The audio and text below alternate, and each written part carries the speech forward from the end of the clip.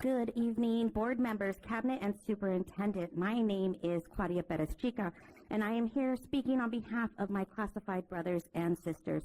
Last month, our bus drivers, bus attendants, and mechanics came before you asking for your support in their department.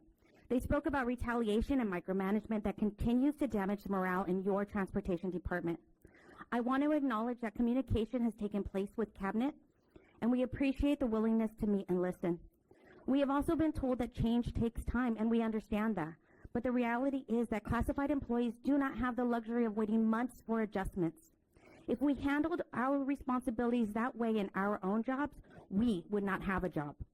Employees are looking for timely action, not just these conversations. And here's one example. Bus drivers are returning to the yard late because students are not brought out on time, or because a student on the bus is in crisis. And when that happens, the drivers and attendants work extra minutes for extra time, and that time is time worked.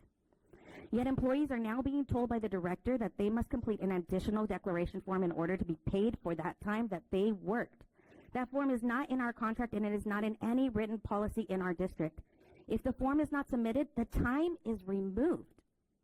Some drivers do not even realize their time has been changed by the department until they discover it when they notice missing pay is on their already suffering paycheck.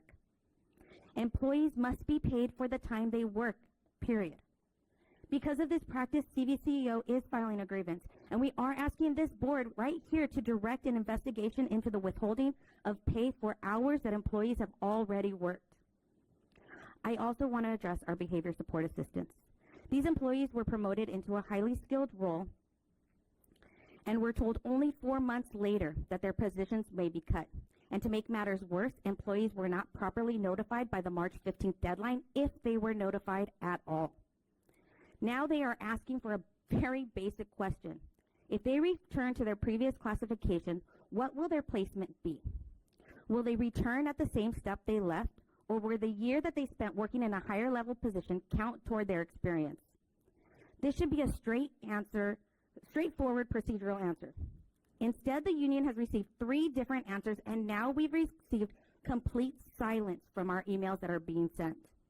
These employees deserve clarity during an already unsettling time. Our union is working to empower members to speak up, but many of our employees are afraid at work. They're afraid to raise concerns, they're afraid of being transferred, and most importantly, they're afraid of being let go by this district. So our union ends up playing whack-a-mole with problems that keep surfacing because employees do not feel safe addressing them directly. Again, we appreciate the work of Dr. Rosendale, who right now seems to be doing the job of 3 people. We appreciate Mr. Pong for listening to transportation staff. 20 seconds, if that. Schools do not run without classified employees. We feed the students. We deliver the curriculum. We clean the schools. We run the technology. We literally keep the lights on. We reinforce instruction in classrooms. We set up meetings that keep this district running. We process your paychecks. Classified employees are essential, and we need to be treated that way. Thank you so much. Thank you.